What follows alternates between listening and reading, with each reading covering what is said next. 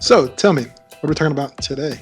Today on Keepin the GEEK BROS, episode 95, the podcast. We've got Final Fantasy VII Remake official trailer review, PS5 website opens, price, release date, and more details coming. Pokemon Sword and Shield players are seeing more hacked monsters recently. Mass Effect writer says he's left BioWare because it's become too corporate. Stranger Things writers released image that has fans freaking out. E3 2020 schedule, all confirmed press conference start time so far. 6 mixed drinks every guy should try at least once. Ryan Johnson thought The Rise of Skywalker was a special experience. The Cassian Andor Star Wars show will start filming this year. Invasion of Planet WrestleTopia Issue 5 long delayed review. Question of the day: which of the following have been portrayed best by your favorite character? Squeezy Bits picks. We got a special recording from Squeezy Bits about Ford versus Ferrari, his review. And Inebriated Fitness, experts claim that men have to have sex at least 21 times a month to avoid prostate cancer. All this and more on this week's episode of Keepin the GEEK BROS, a family podcast, allegedly. Stay tuned.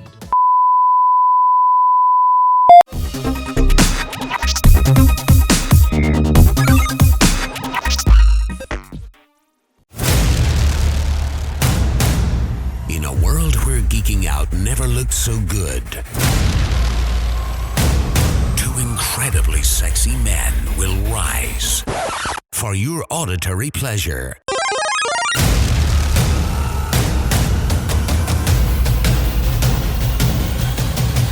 Here's your hosts, Keeping Up with the GEEK BROS. Yes! Keep up the GEEK BROS podcast. I'm your host, Vibe. With me are my fellow GEEK BROS. Did you put it on mute again? Charles Flex. Do you always mute your thing when you're not talking? Yeah, for the birds. Oh, for the birds. I appreciate it. All right, so Flex, before we get into today's topics, tell us these fine individuals where to find us on social media. Absolutely. You fine, beautiful people can find us on Instagram and Twitter at Geek Bros with a 0. That's GEEKBR0S. If you want to email us questions, maybe try to win something, I don't know. Topics, pretty cool pictures. Dude. You can email us at geekbros with a 0 at yahoo.com. Once again, that's GEEKBR0S. And to see cool topics, articles, pretty much us shit talking, Vibe's personal life, you can check us out on Facebook.com. Sounds Geek Bros with a 0. And the first place to find the Geek Bros. The first place! WeBeGeeksPC.com. Let's go. Now, let's see. I guess we are kind of lacking a little bit of Cuban, but we got. She said. Are you half or 50%? 50% Cuban. Okay. All right. So we're not really lacking Cuban. So if you want to check out this beautiful menagerie of Egyptian cinnamon, milk chocolate, and cafecito with no sugar, you can check us out at youtube.com/VibeRepStudios. That's VIBEREVSTUDIOS. All right, thank you, Flex. Continue with comments and questions from you, the audience, and we've got a bunch, so let's hit it.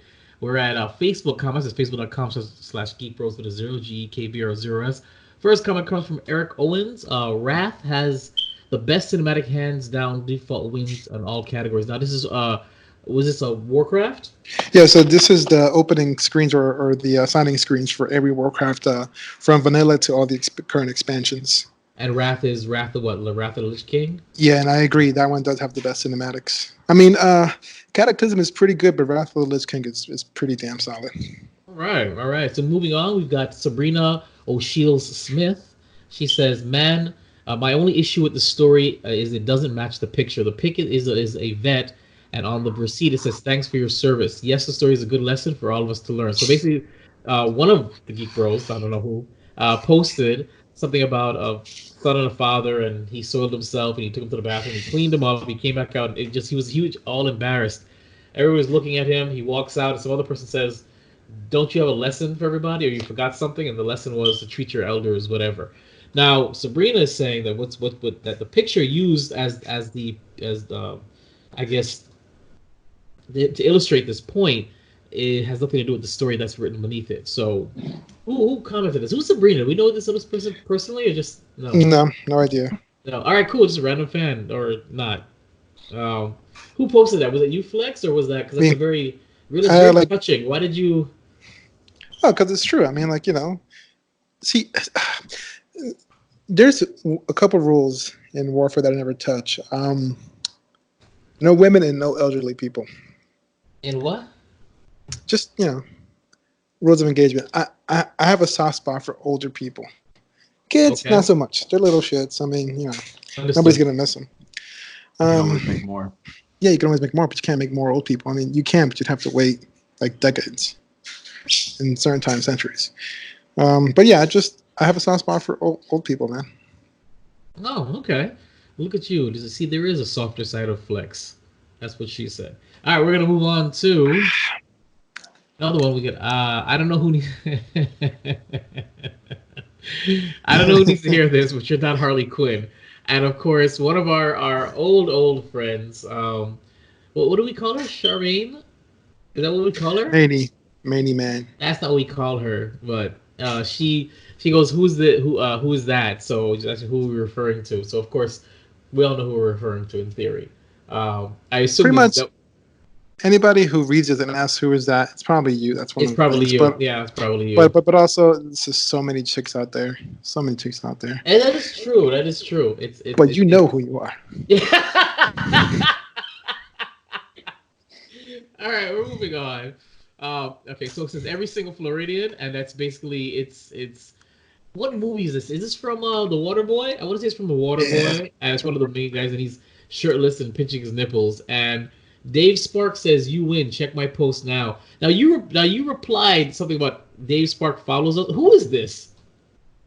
I have no idea, but I reply. Normally, I reply with, "No, you win, not follow us." Oh, For this one, I just replied, "Follow us." so but he says you win. Check my post now. What is that? Yeah, it's one of those accounts where you go. It's a squeeze page, so people can get your information and data, so they can use it for advertisement and shit like that. Oh, okay. All right. Well, that's unfortunate. All right, moving on. Now this is a picture also on Facebook.com/GeekBros0. Is that a pig spray painted in blue? It's a pot-bellied pig. Yeah. Okay. What's the story upon this before we get to the comment? Some asshole teenagers spray painted this little pig, and left her out in the street, and people are asking to go help her, so she doesn't die. It's kind of sad. I like pigs a lot too. That's another soft spot for me is pigs. Old people, women, and pigs. Gotcha. No, I didn't say women. What did you say? Old people. I just said I wouldn't shoot a woman or an older person. Oh, okay. Kids are not off the block, so. Fantastic. And so Charmaine, again, she says, I can't believe the whole community would gang up on her. What type of people are they? So it's unfortunate, but we're gonna move on now to Geek Bros at a Zero at Instagram, and we've got Squeezy Bits. He says, can y'all please get Bambi/Roz/Newbie to read the instructions of the pancake mix on here, please. And who you commented? I assume LO we will. Is that you, Flex? I didn't comment. We also said we will last time we met. We did, and we will. I mean, maybe we should save it for the 100th episode. You know what I'm saying? I think maybe we'll do it live, but we're gonna have the next time we meet up. We'll have Roz. We'll have him sitting right in front of this right here, this special mic here. We'll have him sensually make love to it with his words as he's reading it, and I'll play that at the beginning of one of the episodes. I'll put some like smooth jazz underneath it or something. It'd be really funny. We can make it happen. Next time, I'm gonna make sure. Probably next Monday when we all get together, after I've figured out how to do my new setup with the mics, I'll get you standing up. We're gonna record you in 4K doing it, and we're gonna do like a really like dim lit. Yeah, I already know what template I'm gonna use. So there you go, Squeezy Bits. It's gonna happen. Just we want to make it special for you. All right, so we got comments from Sunshine Home Solutions. It says the Last Jedi was the truth. Vibe is a cuck. Now, is that you? Are you Sunshine Home Solutions? No, that's just some company that helps sell people's houses. It seems. Yeah, it seems. I mean, I don't know. It's weird because they I don't know, but I mean, if you have homes you want to sell, or you're going through a divorce, or you inherited a house, you can go ahead and hit up Sunshine Home Solutions, and they'll give you cash for your house. That was, of course, a comment placed there on our screenshot of last week's episode, the first time we got together in 2020 at the new location. And we do have where we're discussing the Star Wars, the trilogy of trilogies, the Skywalker saga, where I ended the video literally saying this, the Last Jedi sucks, like I usually do. Next comment is more like several words. Okay, so it's from Squeezy Bits, and he sent to us. I've been pretty excited about Ford versus Ferrari, and I was wondering if y'all would like me to do a review on it. I won't be able to do it live, but I could send y'all a short 2 minute clip about my thoughts on it. Maybe it can be featured as a squeeze of its picks, and you can share it when you guys like watching trailers and podcasts and stuff. Since it's only out on digital, you can also bring up the question: do people still watch movies on Blu-ray, or does everyone just watch streams and purchase digital? So that's a good question. We'll answer that right now. Gents, do you still watch movies on Blu-ray, or do you only watch it on digital now?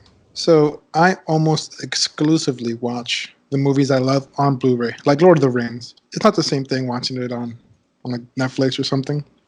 Or Amazon gets pretty close because it has some of the special features, but it's not the same as the Blu-ray Director's Extended Edition and so on. The Star Wars, I have the Blu-ray set.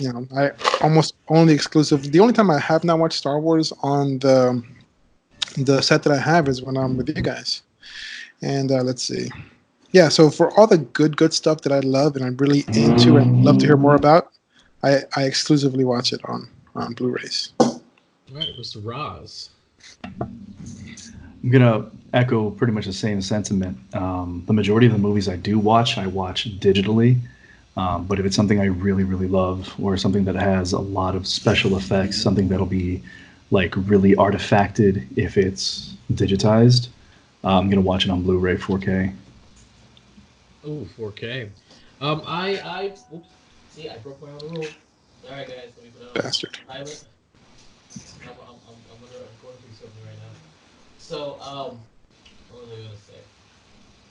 I If it's something I care about, something that I really like the Marvel movies, any TV shows that I really like, anything that I know I will watch over and over again. I don't want to be Hmm. beholden upon it being available on digital. I buy it. Movies, TV shows, yes. If it's just something that I'm just gonna randomly watch. For example, I have all of Star Wars. Um, that too. I have all of Star Wars. The only thing that I don't own physically is The Last Jedi. I don't own that. I or Solo. Those are the two that I really. You I can own have my copy. Solo. I'll take it. I'll take it. I have Rogue One. I have Seven, and I will get Nine when it comes out on the physical medium because I know I'll rewatch those. So I want to be able to watch them at my leisure. I don't want to go on Netflix or Hulu or Disney or whatever and it's just not there anymore.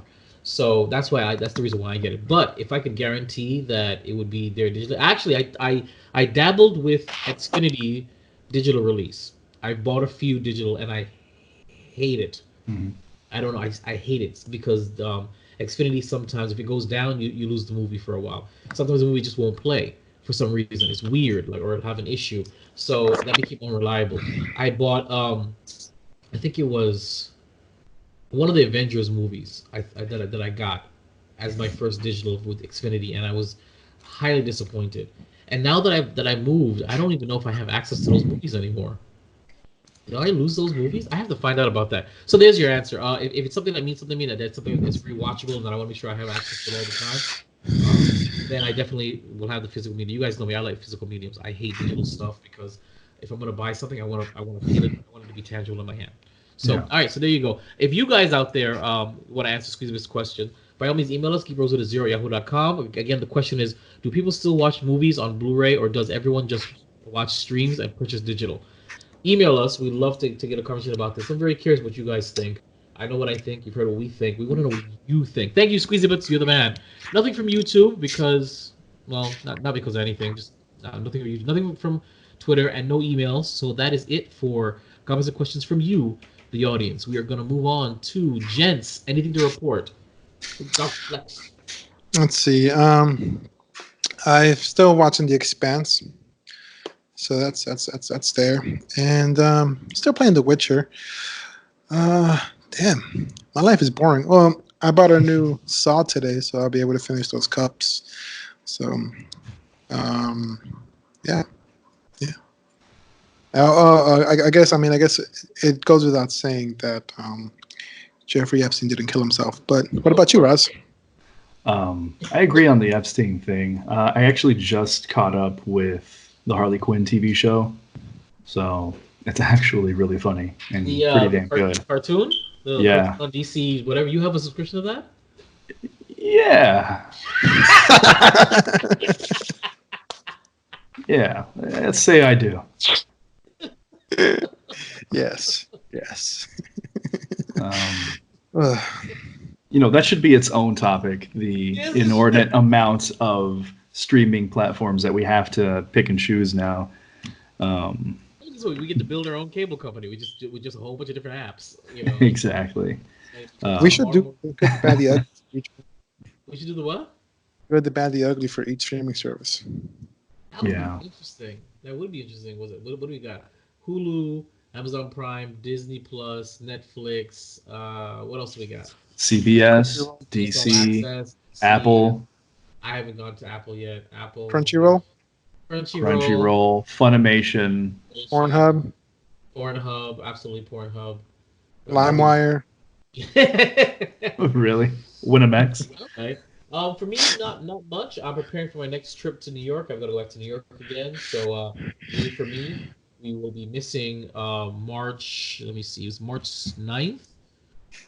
March 9th, we will either be missing an episode or we'll be very, very late because I arrived back Monday night. So I will keep you guys posted. If not, we will probably do two. We'll probably do a full episode and a quick mini episode just to replace it, just so you guys have two things there, just in case. That's it. There's nothing else to report. I'm still here at my new location. I'm still a work in progress, and I am happy to be still doing our stuff.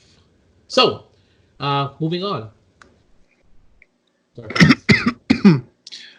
Yes. So, what's going on with the Geek Bros? Dark Crystal is going on with the Geek Bros. That's right. The Dark Crystal original movie, 1980 something. I keep forgetting. 82, 83, 84. Cool. Review is out and it's fun. Between watching, as I am currently editing the Witcher review that we did, it's fuck me 59 minutes of raw footage that I don't know how we ended up talking for an hour about the Witcher. I mean, I know how, but I don't know how. As I'm editing the Witcher, reviewing the Witcher, and just finished editing the Dark Crystal, and then having to just grab clips from the Age of Resistance. All I can say, it just feels so good to see myself gleefully enjoying media in those three videos, because I haven't really enjoyed much media last year. I was wearing the grumpy hat and the old man fisher hat or hunting hat forever. So to see the elation on my face and the fact that I'm excited and I'm enjoying it and I'm actually happy to be talking about it, reminds me of the good old days of the Geek Bros when I wasn't so cynical. So that's what's going on. But definitely check out the Dark Crystal review. It's video. It's out there. It's fun. It's a good time. Is it the last? I think that's the last episode that you'll see the old studio setup. So you should pay some looks at, because after that, I don't think there's anything else. Well, of course there are some lost episodes that are only going up on Patreon. But I mean, as of recent, that's probably the very last recent of the old setup. So enjoy it, because it is now dead and gone. Cool. So look forward to The Witcher. That's coming up soon. I'm gonna sucker these guys into seeing. I'm not gonna let you guys see Birds of Prey, but I do want to sucker you guys into seeing Sonic, because why not? Yeah, exactly. Go see Sonic. So we're gonna try and see if we can do a quick Sonic review this week, next week, doesn't matter, whenever. So look forward to that, and new stuff is coming along the line. And that is it for what's going on with the Geek Bros. So, if this is the first time you're listening to our broadcast, then please take a moment to subscribe and leave a review on your favorite podcasting app. If you're watching us, then don't forget to subscribe, comment, and share. YouTube has recently changed the algorithm to favor corporate channels, so an independent production like ourselves aren't being recommended. It's reducing our views, and I mean reducing our views and limiting our exposure to new audience, and it hurts. It's killing us. All this work for nothing. So, without further ado, episode 95 starts now. Let's get ready for the Fresh Scent. Geek Bros approved movie of the week, Sonic the Hedgehog. So Sonic tries to navigate the complexities of life on Earth with his newfound best friend, a human named Tommy Wachowski. Really? They must soon join forces to prevent the evil Dr. Robotnik from capturing Sonic and using his powers for world domination. Now, I want to know, is he really Dr. Robotnik in this movie? Because didn't they change him to Eggman in the games No. for whatever reason? Well, No. He's Dr. Robotnik, and they call him Eggman, like in a derogatory sense, just like the games. It's pretty much set in stone at this point. His name is Ivo Robotnik, and his nickname is Eggman because he's, round. Okay, because I could have sworn they retconned that. They just started calling him Eggman in general. Okay, cool. So, I already made it very clear that I love us to get together to see the movie. It's good, clean family fun. Get back here and review it. So we'll get back to you guys about when we're doing it, and we'll just go. Hopefully, this week. Anybody free this week? Just one quick thing about it that's kind of blowing my mind. It is tracking to be, if not already, the highest grossing movie based on a video game property release. Its opening beat Detective Pikachu. Yeah, that's impressive, man. So that is impressive. So, which is interesting because you would think that the movie would be a train wreck after they had to go back and redo all the graphics. But I guess Sonic is still hot, so it's about time. Maybe Nintendo will get off their ass and come back with something, since I'd love a sequel to that cult classic, Super Mario Brothers. Tiny Head Goombas. There is a sequel though. It's in comic form. Did anybody check that out? Yeah. I liked it. But that's just me. I liked the movie. I enjoyed it. All right. So, what's new in the video game world? Video games out this week, brought to you by Darflex. Of course. So this week we're going to start with the 17th of February, which is today. We're going to go with Corruption 2029 for the PC. And now on the 18th of February, we have Hunt Showdown for the PS4. We have Bayonetta and Vanquish 10th Anniversary Bundle for the PS4 and Xbox One. Now on to February 20th, we have Devil May Cry 3 Special Edition for the Nintendo Switch. On February 21st, we have Dungeon Defenders Awakened, Steam Early Access for the PC. Then on the 24th, we have 2 Point Hospital for the PS4, Xbox One, and Nintendo Switch, and that's it for this week. Really? Yeah, it's a short week. Well, more reason because it's Black History Month. That too, but is it also is it possibly because today's this week is a holiday? Maybe. Well, it's also we're in the dregs. This is like the time where not really many games start to come out. We get more closer to late March, April. When is a holiday? What, we have a holiday this week? Today. Today. What's today? It's Veterans Day, Memorial Day, Sunday. I don't know. What day was today? Which one is today? Labor Day? It's not Labor Day. No. It's Veterans Day, right? Christmas, guys. And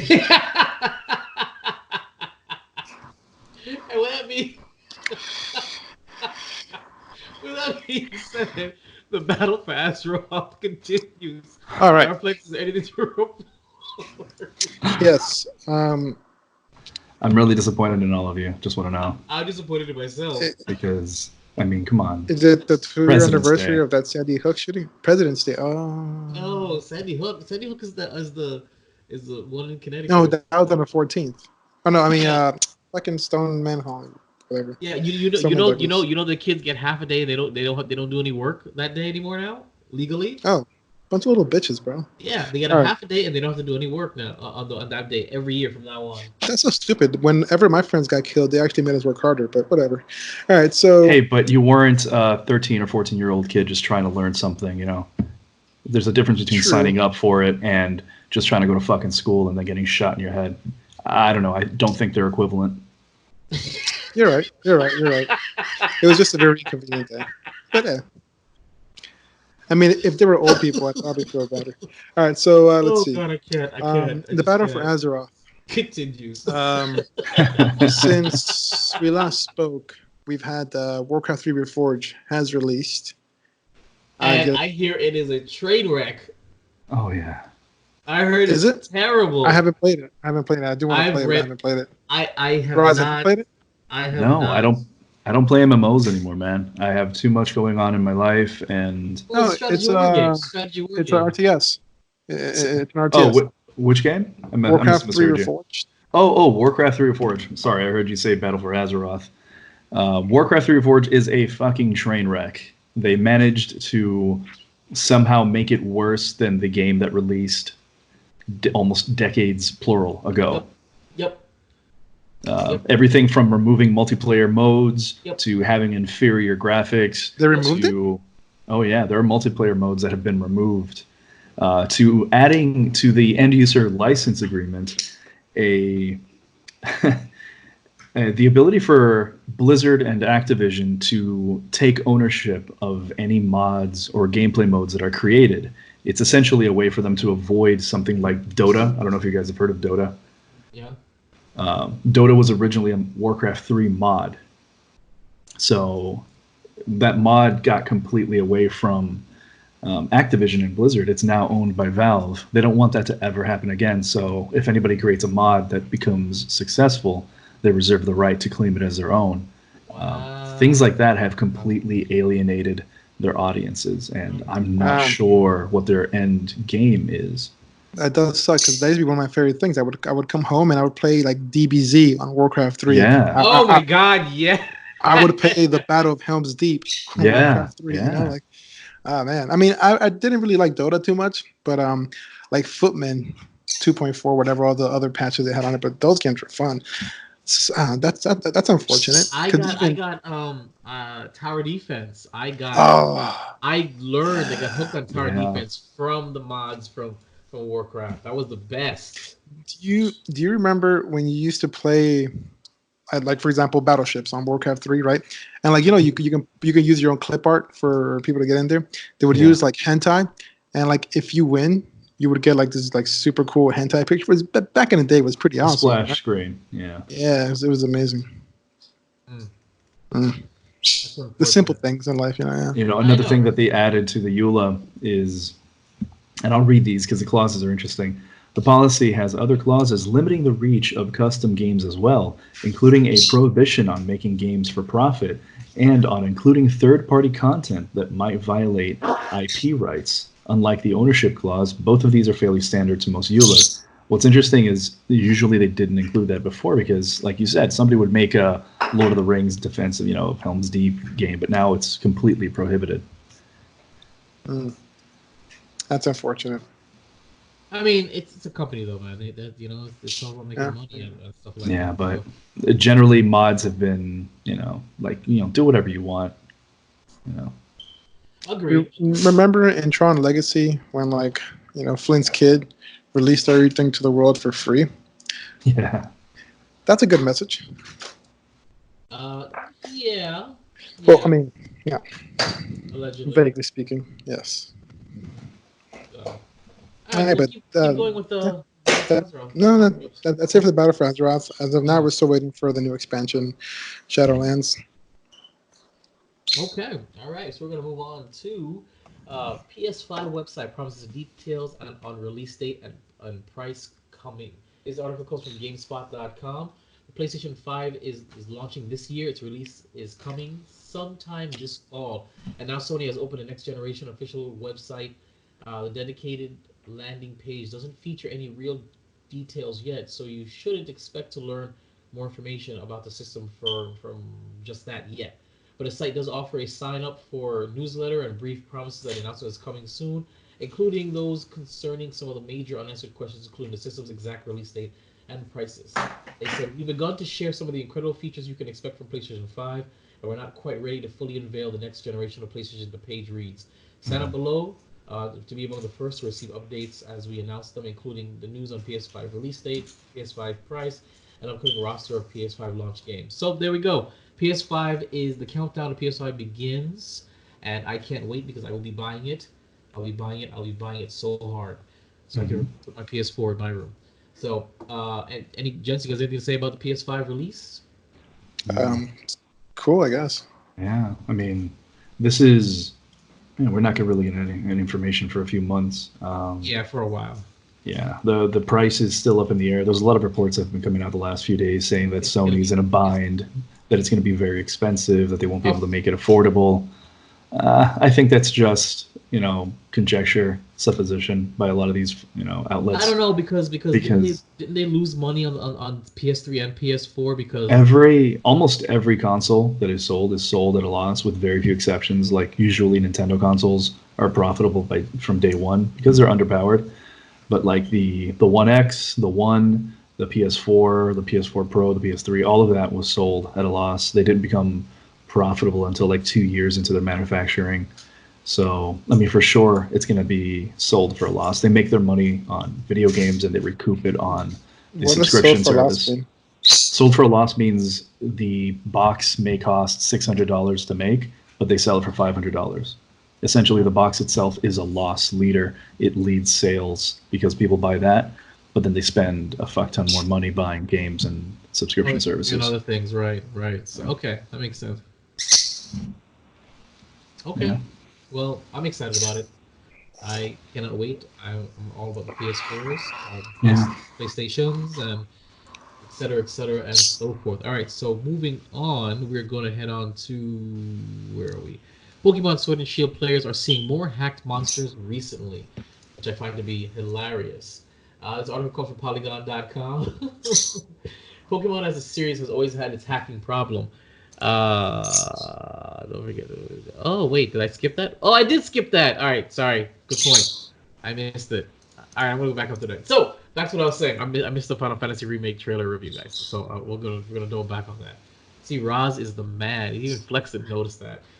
Pokemon as a series has always had a hacking problem. I didn't know that. Nobody expected Pokemon Sword and Shield to be any different in this regard, thanks to ubiquity of cheating tools. But recently, players have seen an uptick in monsters that technically shouldn't be in the game right now. Pokemon Sword and Shield's limited Pokédex means that there's a list of creatures that aren't supposed to be in the game, at least not until the release of Pokemon Home, which will allow players to import their wider collection. But according to reports around the web, players are suddenly seeing monsters that aren't supposed to be in Sword and Shield's Pokédex. Perhaps the most popular is Litten, a starter Pokemon in Sword and Sun and Moon that doesn't make an appearance in Sword and Shield, at least not yet. So, I see it. Look at that. There's a bunch of texts and stuff about that and blah blah blah. I'm actually already bored with this. Anybody care about this? Nah, and it doesn't even matter. It's kind of a moot point because. That's what I'm saying. When they said hacked, I thought it meant like people are hacking and creating their own monsters and throwing it in. Well, no, they have a pretty hard-coded back end, so you can't really make up monsters like you used to be able to. It's just them circumventing the ability to pull in monsters, and now that the Pokemon Home has released, that shit's just going to become much more prevalent. Add to the fact that Game Freak doesn't really moderate their games, so it doesn't matter. This only would become an issue if people were using hacked Pokemon during tournaments and shit. But honestly, nobody does. Nobody cares. That's unfortunate. I thought it was gonna be more juicy than that. Roz, before we get to the Final Fantasy VII remake, I'm gonna have you do your article, and then we're gonna speak on the trailer remake. So, Mass Effect writer says he left BioWare because it became too corporate. Mr. Roz, his article comes from PCGamer.com. Yeah. So, this is really unfortunate, and we've kind of touched on this a few times now. Drew Karpyshyn was a big part of BioWare for a few years. I mean, he wrote KOTOR, he wrote Baldur's Gate, Dragon Age, and a lot of these games, their storylines, the character archetypes are what make BioWare games BioWare. And when he left, everybody was really surprised. And there was a lot of guesswork as to why he left, but him finally coming out and saying, yeah, that place became corporate. They started designing games by committee, lends a lot more credence to what others have said, what I have said, that BioWare is past their golden age. We're never going to get a great game from BioWare again, because at the end of the day, it's Electronic Arts pulling the trigger and moving the pawns where they want, and they just want the biggest bang for their buck. They're not really interested in a really engaging story. Now, because this is corporate speak and corporate talk, is that really a bad thing when it comes to their fiduciary responsibility to their shareholders and to their company and to their bottom line? Ultimately, yes, because when you interfere too much with a property, you lose the audience that generates income. Case in point, DC movies or BioWare games. Ooh. That is a good point.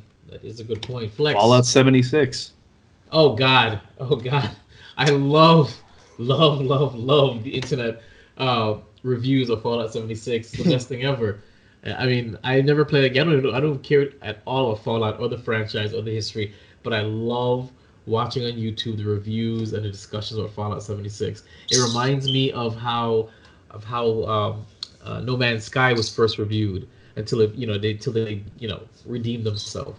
But I love it. I love it so much because they go the exact opposite of Hello Games. Flex, anything to say about Mass Effect and BioWare's corporate stuff and all this nonsense that we're losing creativity? I don't know, man. I was really disappointed with Andromeda. I gotta say though, I absolutely love what they've done with Mass Effect 1 through 3 and all of the Dragon Age games. It's just I don't know. I mean, I enjoyed Andromeda. Honestly, I did. It's a fun game to kill some time, but it wasn't what I expected after what I've been given from the past 3 games. So, yeah, just I don't know. All right. I like it. Like, all right, we're gonna move on to the Final Fantasy VII Remake official trailer. Now, YouTube has become a little bitch and has been flagging certain things that when I share my screen and we review it on the spot for you guys. So I'm gonna hope that you both watched it before we got to this, because I can't share it because then it's gonna flag the video and I'm gonna have to edit out the video and repost the video. So no more sharing screens, gents, when it comes to reviewing these things. So now, I would assume, Flex, did you see the remake trailer? Yep. And Roz, you saw the remake trailer? Definitely. Fantastic. So let's review it right now. I saw it literally just before we got on. That's why you guys were texting me saying, "Where are you?" All I can say is, holy shit! Yes, yes, yes, yes, yes, yes, more yes, and I want this thing now. That's how I feel. It's beautiful. The graphics are amazing. Even if the graphics are a fraction of what they show, because they did have that disclaimer saying this is like test footage or whatever it is. But my God, is it beautiful? My only hang-up is the voice acting is a little stale. Mm-hmm. And what they did with his name Barrett? Barrett? Yeah. That is such a cliche black man voice. I feel almost insulted if I was black. But other than that, you do it. Can you do the voice? No, I don't even remember what it sounded like. No. Yeah, my man. I was, it was terrible. I was like, you guys are so bad. And you know what? They're really doubling down, by the way, on the whole cross-dressing Cloud thing. I cannot believe how heavy they're doubling down on that. They're really going to get into this transgender nonsense. So I did focus on that. It's not so much transgender, it's androgyny. And just fine, if you want to call it that. We can, but yeah, they're doubling down on that. I was quite I was quite something. But other than that, it looks beautiful. I want to play this game so bad. I want to play it and then stop playing halfway like I do with all the other games. But I want this game so bad. All right, Flex, how do you feel? It looks great, man. What a deep side, dog. Come on. Here's the thing: is I've owned a lot of Final Fantasy games, and I've got to say I have some that I've never played, that I've bought and never played, just sitting there. I like the game more for the cinematics, honestly. I just don't like those turn-based attack kind of things, but they are fun sometimes. I'm on like Golden Sun was the shit. Have I got good news for you? Oh my God! The remake isn't going to be turn-based combat. Yeah, when we reviewed it, yeah, we saw it wasn't going to be like that. But I'm just speaking about Final Fantasy in general because that's the only thing I associated with is turn-based combat. Mm-hmm. Though I might get it, and like how Vibe said, I might just play it and stop playing it. But it looks great. I gotta say, almost everything I've seen from Final Fantasy as far as cinematics and the graphics itself and the development of the game have been freaking solid. They look great. So I wish I would have spent more time on the actual games itself to appreciate what it actually is. Yeah. But that's all. I mean, I'm probably definitely going to get it. Okay, Mr. Ross. I'll probably wait 4 or 5 years before I pick it up. What? Yeah. because I want to play the whole game, not this episodic bullshit that Square is pulling. Oh, that's right. That's right. So, this is only going to be until they get out of Midgar, which is like a fifth of the entirety of the game. So, I don't know. Call me crazy. I don't want to pick up this game, play it, get reinvested, and then have Square drop the ball and not complete it like they did with Final Fantasy 15, where they just gave up on making the DLC for the game, which was supposed to complete the story. Now I feel a little different. I completely forgot this episodic, and we covered that a while ago. Yeah. Not only is it episodic, but I don't really trust Square Enix to make a good role-playing game anymore. I feel like what they do is they sit down and they say, "Hey, let's make a fucking beautiful cinematic. Let's just throw all the CGI that we can and make this cool-ass looking trailer." And then once they're done, somebody in the back of the room raises their hand and says, "Hey, should we make a fucking game about this?" And they're like, "Oh shit, we forgot to make the game. You guys have about, I don't know, I'll give you about 5 months to slap something together, and then we get the game." So what are you saying? Are you saying that's the best it's gonna be? Is that little trailer that we have, and that it's gonna fall short? Is that what you're? I don't think it's going to have the same magic that Final Fantasy had when it released. That game was seminal in many ways. It brought JRPGs to the West for a lot of people. Yeah. And, a lot of the gameplay cliches haven't aged well. And Square has not aged with its own audience. Again, if you did not play Final Fantasy 15, they've gotten really invested in this new side quest structure, which is talk to a guy, and then he says, "Hey, go kill 12 of these things." You go out, you do it, you come back. It's basically an MMO. Yeah, I was gonna say that sounds like an MMO to me. And I don't know. I'm a little reticent, to see what they accomplish with the Final Fantasy VII remake. So I'll wait for reviews, and then I'll buy it in a few years once it's complete, if it's complete.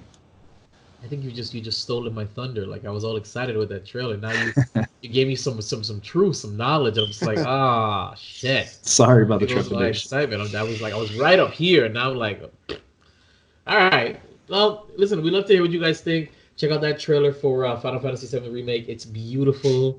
It gives you hope. Just skip what Roz said, and you'll still be on cloud 9. That's all I can say. Exactly. And with that being said, excuse me. We're going to move on to Inebriated Fitness.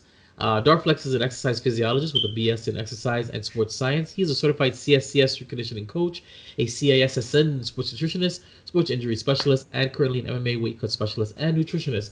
Experts claim, this article comes from West Africa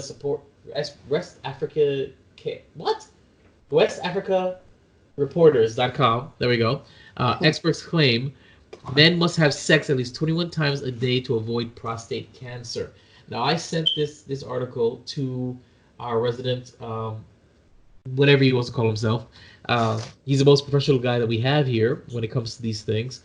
Darflex, can you weigh in on this claim by the experts? Well, it's funny you say it's from West Africa, because these experts must be decades behind actual science. But okay, it is true, though. Or studies support that, not necessarily sex, but we actually covered this a couple, like maybe last year, I think, but specifically with masturbation. But it is healthy for the prostate. Similar to when you exercise your heart, right? It beats faster. Some people believe that, your heart only has certain amounts of beats before it actually gives out. But they're saying, why would you exercise? You're making it beat a lot faster. But really, you're making it more efficient. So it's actually, in turn, you're going to have less beats, to be able to keep yourself alive. Well, so you're referring to the resting heart rate. Yes. So, I mean. And I would like to say that the last time that I went to Plasma, I had it was like a weird reaction at the end of Plasma. All of a sudden, just as I was finishing up, I began to feel all weird again. And so they said, okay, well, let's it's kind of weird. So they took me into the back room, and she took my pulse, and she's like, She's like, you must work out. Do you work out? I said yeah. I said why? He's like, because my pulse was, I guess, lower or whatever it was than and she was a little concerned, so she had to ask me the question. So just throwing that out there. Yeah, but I mean, really, And my resting heart rate is the shit. I have to say, for this study itself, um, you have to take this as an observational study, like a strong maybe, right? Okay. You know, it's kind of difficult to get most universities to fund an IRB that's about masturbation. Or, I mean, it does happen. It does happen. I'm not saying it doesn't. It's just, it's a little bit. It's like, do you really need this study? But from observational studies, we see that probably people who are more sexually active, or at the very least, or men, not people, men who ejaculate, once a day or a couple times a week, in turn have a lower risk of prostate cancer or a healthier prostate. Again, it's difficult because to get the subjects for this, you have to have a control. Okay, what would the control be? Someone who's a virgin, someone who's abstinent, someone who does not ejaculate. Period. That's very incest. Incest. So that is difficult to control. I'll tell you, like with my experience, when it comes to nutritional, even randomized controlled trials, it's difficult because once you go home, you don't have control of what's going to happen. What if this guy said that he's not busting it up, but he's going home and jacking it to Hitomi Tamaka, and just So I would say maybe. I mean, it sounds funny when we were kids. You would say, "Hey, man, you use it or lose it." That might be true. That might be true. It's just if you, God damn, it's tough because in short, all I can say is you should probably beat your meat or at least be sexually active as a man in order to have a properly functioning prostate. Even though I would say, just kind of thinking about it, it's good for cellular regeneration or rejuvenation. It's good. It's the same way like fasting works, but obviously fasting, you're abstaining from something versus ejaculating, you're ejaculating. It's just cellular regeneration. You're emptying the sac, so to speak, and you're giving it time to regenerate cells. Just like in fasting, you're emptying the stomach sac to give it time to have some cellular regeneration. So I can say it's a maybe. It's probably right. What we do know. Did you say that it's a hard maybe? It's a fucking erect maybe. So far, what I've seen is that there is no harm.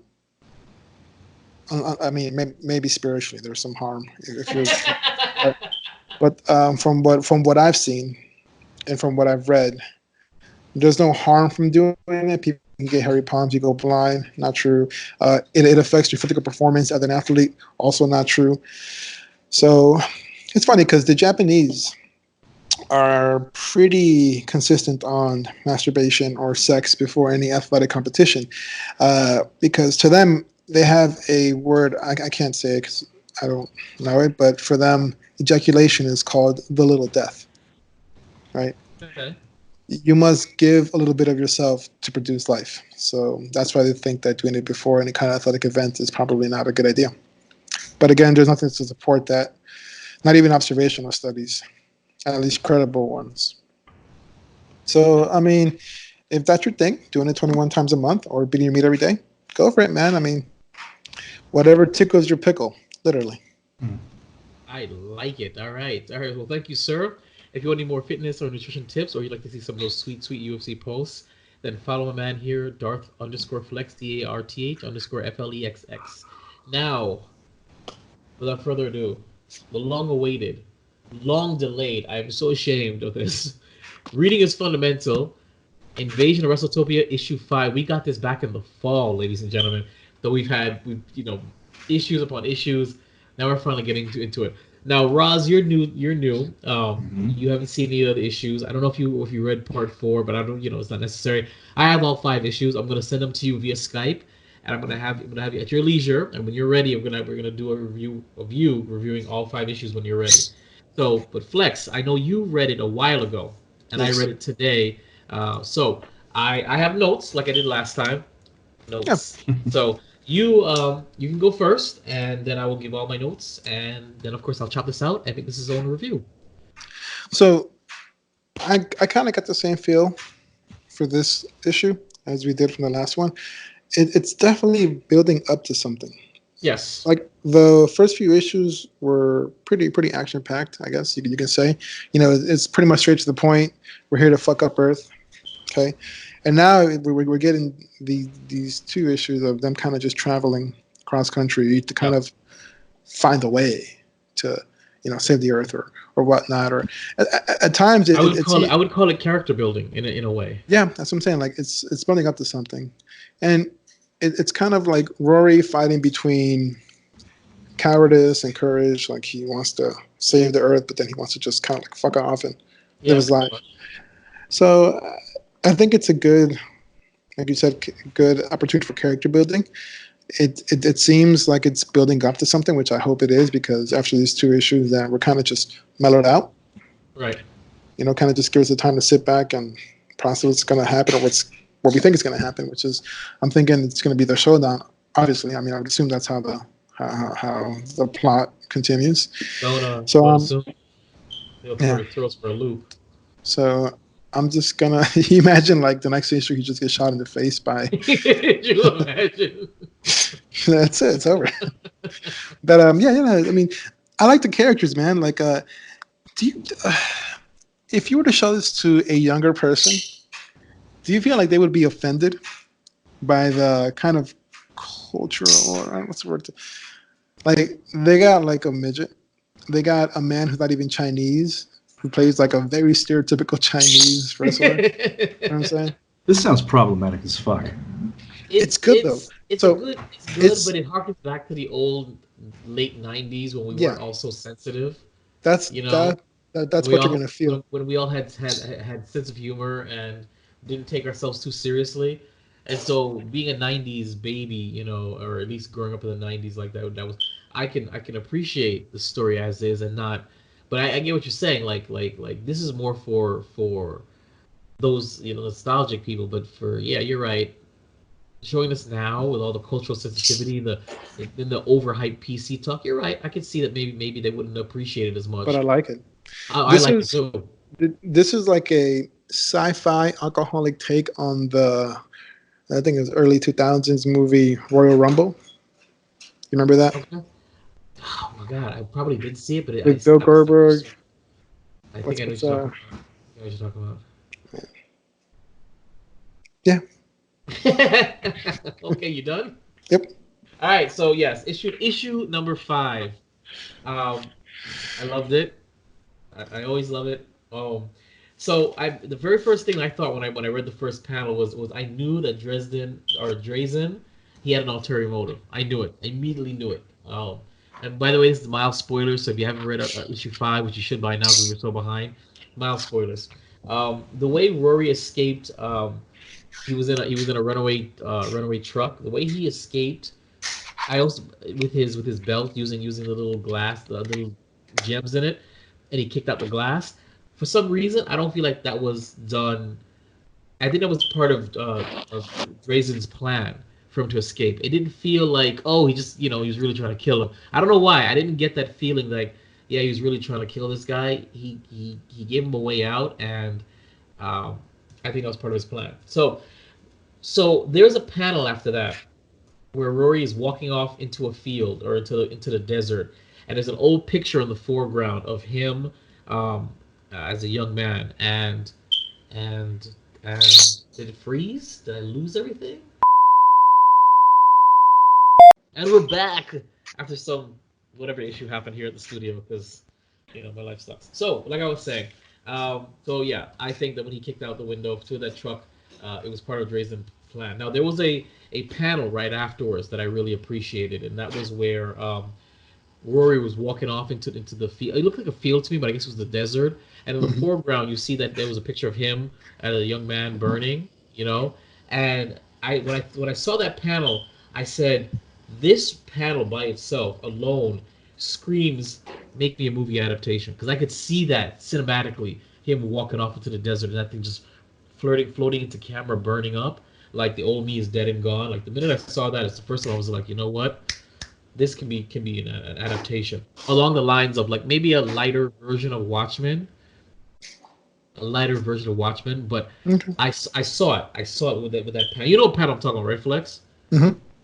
Okay. So and then as I'm sitting there like, wow, that's kind of deep. The very next panel they're discussing an escaped Alaskan bear, and I literally busted out laughing. I'm like, you went for something so deep, I don't. The very next panel, it's this brown Alaskan bear has escaped, and I started laughing. It was the funniest thing. That's comic timing. Um, so then I come back to Rory, and he's following a random turkey. All you see across the screen is gobble, gobble, gobble, gobble, gobble. I'm just like, this is absurd. What the hell is happening? Um, but it was a funny cliche take on the wise Native American trope. I enjoyed that a little bit. You know what I'm talking about, right, Flex? It was Yeah. kind of like a Like a Vision Quest. exactly, but basically like he dosed him with freaking acid. But side note, I want to take some peyote. Whatever, if it's anything like the next panels that we saw Rory go through, I need some peyote. I'm telling you this right now because that looks freaking awesome. In his drug-induced trip, he seems to be in a wrestling match with versus who he was, super young, super buff dude, and who he will be if he stays on his path, which is a super fat alcoholic with a beer in his hand. And I found it to be very interesting because there was a they were in the replacements. Gene Hackman's character tells Shane, whatever his name was, he's like, one day the man that you are and the man that you ought to be will meet, and that'll make her a hell of a football player. And this is kind of what that is. It's the man that he was and the man he will be when he continues on the path. And if they meet together, they'll make a hell of a hero or a hell of a wrestler. So when I saw that, I immediately thought of the replacements moment. Uh, then it was followed by a quick fight with his dad as some masked guy. And at that point, I said, okay, Rory has some serious issues. Definitely, he's got some demons. That's immediately what I thought. So we're gonna move it along. They run on a train, and inside the train, he's talking to I forget the girl's name, the girl from his past, and basically that vision quest, which was again psychedelic and awesome, it got him his feelings. I think that's the first time in this. I mean, correct me if I'm wrong, Flex. I think that was the first time we seen Rory vulnerable. Cry. Well, not necessarily cry, but vulnerable. He was in his feelings. He showed some the softer side of him. I mean, I think that's the first time. I can't think of any other time that he was vulnerable like that. That he showed any heart. As a child. Oh yeah, yeah. But I mean, like in the narrative where it is now. So, but to sum it up in one word, this a wrestling match on top of a moving train. That's how I have to. You saw the final panels. Mm. Could you imagine that being played out on a movie? Yeah, it was in Kickboxer Retaliation. They were doing wrestling on top of a moving train. They're practicing. Well, they're fighting each other in a moving train. Yeah. Oh well, I mean we've seen that before, but I'm just like, can you see people doing pile drives and drop kicking on top of a moving train? I thought that was awesome. So that is my review for issue 5 of Invasion of WrestleTopia. It's fantastic. I'm enjoying it. Definitely enjoying it. The art style was on par. I still like issue 4's art style better. It was far more pretty. This was normal. It was fine. Nothing against it. But issue 4 is still my favorite one artistically. I agree with Flex that this is obviously character building as they go toward whatever the main event's going to be, and I'm curious to see what was it? I think it's Drazen. Drazen's real plans are. I mean, he wants to take over Earth, but I feel like there's more to it. So I look forward to issue 6 when it comes out. They probably held back issue 6 because they didn't review issue 5, but now it's out there, and I'm excited about it. Roz, I'm going to get you all 5 issues. I'm going to send them all to you. You're going to review them for us. And Cool. If you want to do one at a time, it's cool. Or if you want to do all 5, you can take notes. You don't have to take notes. But we'd love to catch you up so we can continue enjoying this together. All right. So we are moving on to Squeezy Bits picks. Ford versus Ferrari. American automotive designer Carroll Shelby and fearless British race car driver Ken Miles battle corporate interference, the laws of physics, and their own personal demons to build a revolutionary vehicle for the Ford Motor Company. Together, they will plan to compete against the race cars of Enzo Ferrari at the 24-hour of Le Mans and France in 1966. So, what's his name? That guy with that place in the thing. What's his name? Squeezy Squeezy bit. Bits. Squeezy Bits sent us his review. He unfortunately can't be here with us for reasons, but he did send us his review, and I'm going to play that for you guys uh, right now as soon as I can find it because my computer went dead. There it is. Now I haven't listened to this, so it's gonna be raw and uncut. So let's see what he has to say. Hey, it's your boy Squeezy Bits, bringing you I guess my review for Ford versus Ferrari. Why am I reviewing Ford versus Ferrari for you guys? Well, somebody the other day asked me, hey, does anyone still buy Blu-rays? And it's a pretty good question, because the funny thing is, I didn't even buy this on Blu-ray. I bought it on digital. And it just released maybe 2 weeks ago. I bought it last Friday, and I've watched it maybe 4 or 5 times. So, here we go. To start things off, the feature doesn't expect the audience to know anything about cars. Or racing, or Le Mans, should I say. One of the best car movies to release since Cars or Tokyo Drift. You might bring up the Fast series, but the truth is, the Fast series is not even about cars anymore. It's a heist movie. They're heist movies that have cars in them. And My favorite thing about Ford versus Elizabeth. Ferrari, it's not really the cars, contrary to what you might think, although that's great. The racing and the cars are great. Yes, those are amazing. The movie does a great job of capturing the sights and sounds of howling V8s and whining straight cut gears or drivers when they zigzag through the dust and debris of crashed cars. But the best part of the movie is actually how the characters are developed and how they create chemistry amongst each other. This movie makes me believe that Matt Damon and Christian Bale are best friends off screen. Although the trailers have been heavy Matt Damon, he plays Carroll Shelby. The GT40 is the darling of this movie, and Christian Bale, as Ken Miles, is its heart and soul. The script delves deeper than the heavyweight slugfest / 24-hour marathon that is Le Mans. It's not just another story about David and Goliath. Ford being the Goliath of mass-producing cars and Ferrari being, well, of all car racing and Le Mans. I guess it would be closer to like a Goliath versus Goliath. Just watch the movie, you'll understand it.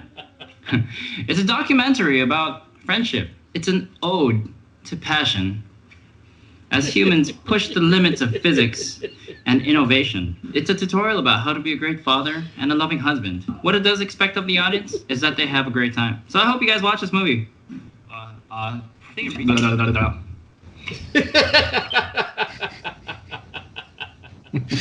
Oh boy. Yeah. You know what? That was more of a hot take than it really was a review. Because I don't know if you guys ever watched the edits the movie reviews. That was such a YouTube-tastic movie reviews or like a hot take. Has any of you? That was so funny. Have any of you seen Ford vs Ferrari? No. No, but he sold me on it. Exactly. Yeah. I like the trailers. With me, I love movie trailers, but I don't actually watch all the movies that I see. But now I'm curious. I do want to see this movie, and I think if you guys agree, I think we should all watch it in our own downtime and just do a quick hot take, just like that, a minute each, and let's throw it out there. I don't mind. Put on do it on your cell phone or whatever, and let's do a quick Ford vs. Ferrari. And then we'll throw in Squeezy Bits on. It'll be like a little mini-sode for Geek Bros. So. Maybe, if you guys are interested in it. But thank you so much, Squeezy Bits, for your review. You've definitely got my interest peaked in the movie, and I will go watch it, and I will be recording a mini hot take just like that with the same jump cuts that you did, and we're going to have a good time. We're moving on to question of the day. Flex, you can read this. It's all you. Go for it. Yeah, man. Honestly, I forgot my answers, but okay. Given all the stories that have molded us during our upbringing, from video games, anime, movies, comics, etc. Which of the following have been portrayed best by your favorite character? Explain in detail why this character best meets the criteria. It could be good or of evil intent. So the criteria are sacrifice, strength, courage, hope, and love. Honestly, I did forget a lot of my questions, but for sacrifice, I'm going to go ahead and start with Vegeta. Okay. The sacrifice? Yes. Okay. Yes. Specifically during the during the Majin Buu saga. right? When he when he self-destructed, and you actually see. This is the second time I've seen Vegeta shed a tear, other than when he was being killed by Frieza, pretty much, and Goku turned Super Saiyan. But it's when he says, "Trunks, Bulma, this is for you," and you know, it was for Goku too. And then he kind of just starts glittering, and you see tears run down his face, and then he blows himself up to do what he think would have been killed Majin Buu. Unfortunately, he didn't, but that was a pretty good example of sacrifice for me as a child. I was a teenager, actually. Yeah. Strength for this one will also come from DBZ. It's going to be Goku. Just having the strength to pretty much try to persevere through odds that are extremely against you. You know, and why I picked Goku is because he's kind of what the Marine Corps kind of taught me to be as a man, is that, you know, a strong person stands up for himself, but a stronger man stands up for others.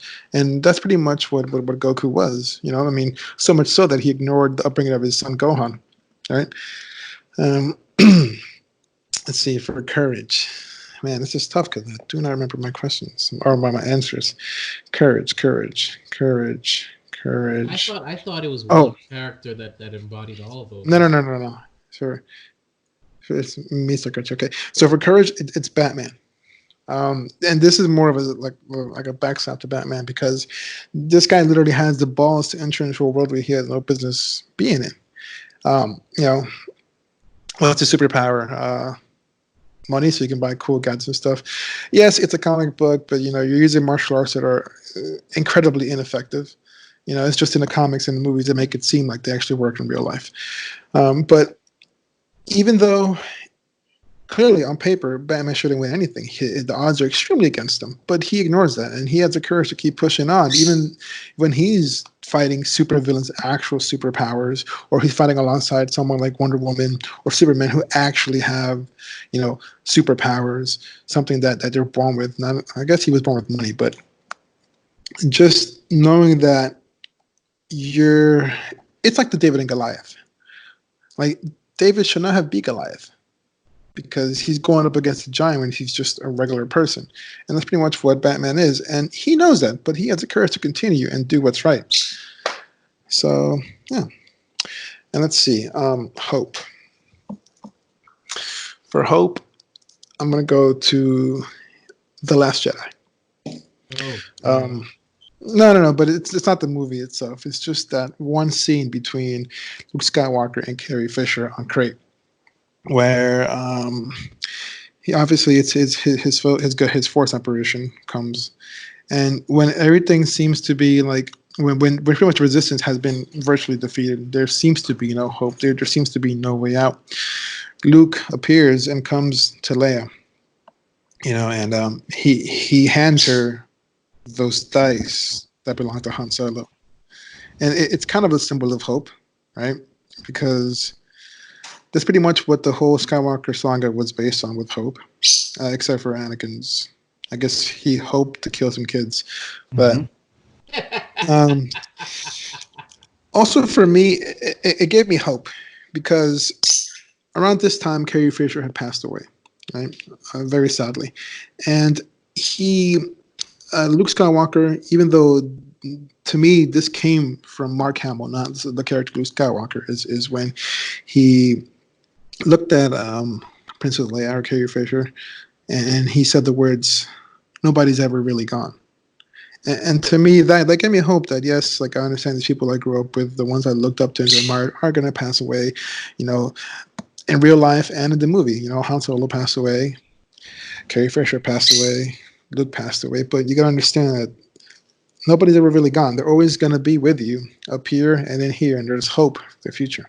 So don't dwell on the losses, but just, you know, kind of celebrate lives and stuff like that. So that's hope. And love, for love, I am going to go to The Rise of Skywalker, with Carrie Fisher. Or, sorry, Princess Leia. Princess Leia's love, in a sense, was, I guess, the redemption of Kylo Ren, or the redemption of Ben Solo. I mean, from light years away, she's able to, show her son, who was, for all intents and purposes, he was gone. He was there. There was no hope. But like Luke said, there's still good in him when he said it to his father. Leia knew that. Leia knew that, and she knew that she wasn't going to be complete, or she wasn't going to be fulfilled until she was sure of the redemption of her son, Ben, right? Because while Kylo said Ben is dead, Leia knew that, he wasn't, and there's good in him. And when he was about to kill Rey, spoiler alert, he beats the fuck out of Rey. Leia's love kind of stops him in a sense, and I would like to think that he just felt warmth and light in his body again through his mother. However, the Force decided to manifest it. And then once Kylo does become one with the Force, spoiler alert, so does she. So does she. That mother's love is so strong that it even surpassed death. It was there all the way through the end of her purpose. And to me, that was love. And I sympathize with being raised by a single mother. I'm assuming that for a majority of the story based on the comics and everything, Leia was a single mother because Han was not doing smuggler shit. So yeah, a mother's love is extremely strong, and I really like how Princess or General Leia embodied it in The Rise of Skywalker. And that's it for my 5 criteria. Okay. I mean, I didn't know we were picking separate characters. I picked one.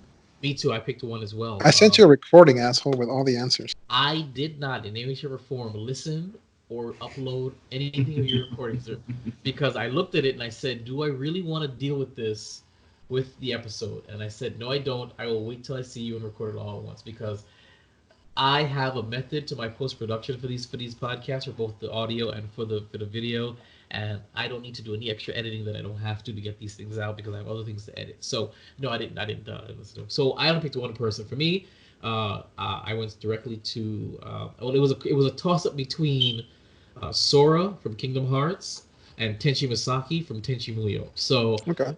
I'm going to pick Tenchi Masaki, Tenchi Muyo from the Tenchi universe and all the other Tenchis, because he embodies all the things. Sacrifice is a given. Tenchi Masaki has died or almost died, I think, 5 times in the OVA alone. He has blown himself in half. He is almost been blown out of an airlock, I believe. He almost died cracking his head open, breaching dimensions. That's how serious of a sacrifice he has made in the OVA. Strength is whenever he like Goku, but not like Goku, because Goku's more of like an idiot savant, and Tenchi's very Tenchi's more of a plain guy who kind of like, a parent summoning up the adrenaline to lift the car off their kid. He's kind of like that. He when the time comes and he's really pushed to his max and he really wants to strive for something, the strength it comes and it manifests itself, whether it be Light Hawk wings or Jorian armor or just being able to blast the hell out of anybody. He's able to bring out the strength when he needs it. Not necessarily, and it's not even when he's pushed into a corner. When anybody that is threatened, his adrenaline kicks in, and that's it. He summons the power that needs to be powered. Courage, again, even when we're talking about jumping on a spaceship and trying to fight Kagato, which is the first thing he doesn't know a first damn thing about space, about drawing power, about Light Hawk wings, about anything. And he's like, you know what? I'm gonna go with you guys. I'm gonna figure it out. I'm gonna take my little laser sword, which might as well be a lightsaber, and I'm gonna figure it out. Even though I know this guy has a huge ship, the Soja, and yeah, I don't know what I'm doing. He ran in there, and of course that's where he actually got himself blown up. When it is by trying to save the their friends who got captured. Then there is when when Zero came and Zero decided to what's the word I want to say? Copy Ryoko, and had Ryoko captured by the doctor. He ran in there as well, not knowing what was going on, and it just his courage knows no limit. If he cares about you or he cares about something that's going on, he will even admitting the fact that he has no idea what he's doing. He will rush in, you know, and do it. And that's where the hope comes from, because he hopes everything's going to be okay. He hopes that that they'll figure it out. He hopes that that just the love of his friends and his family will push it through. That camaraderie that they have, him and like his harem basically, that all have powers, can solve these problems even if they don't even know what the issue is.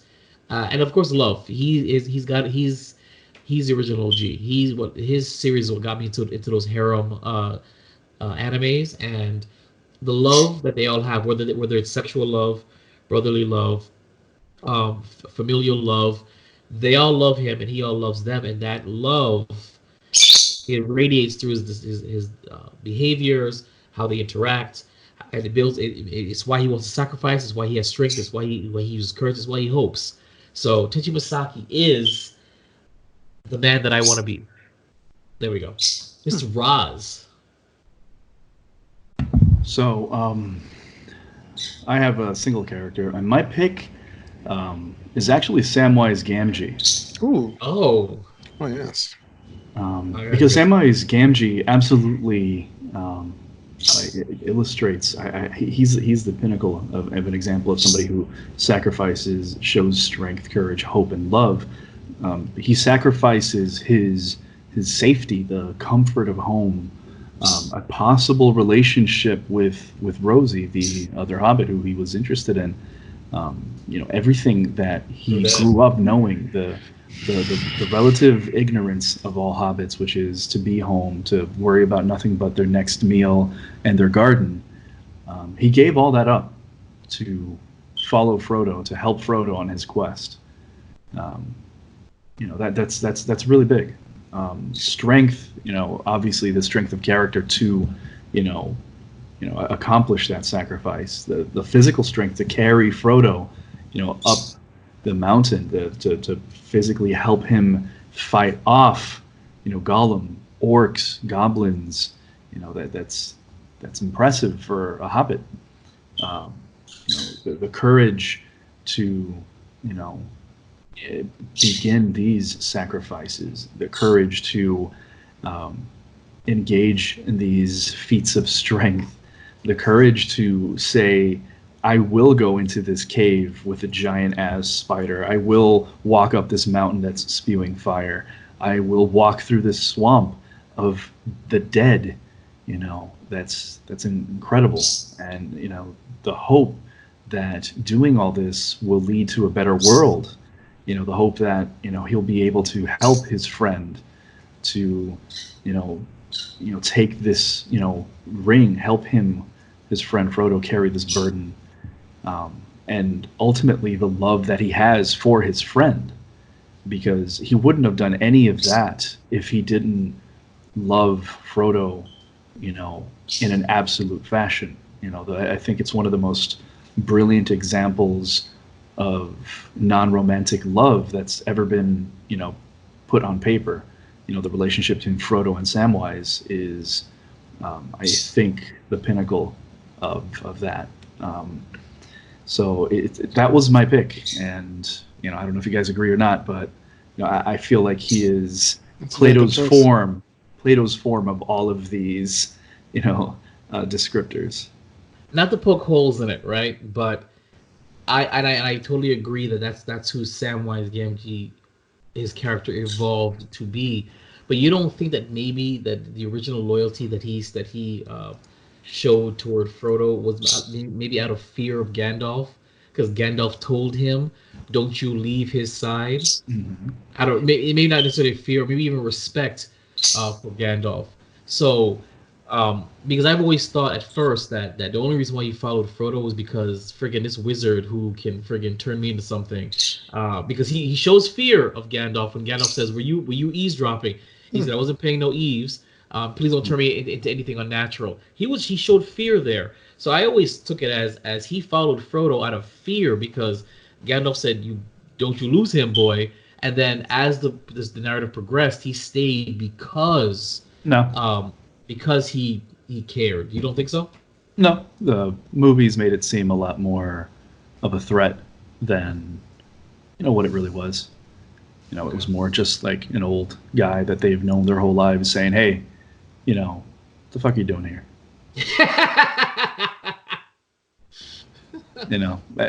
No. Okay. Hard disagree. I don't know.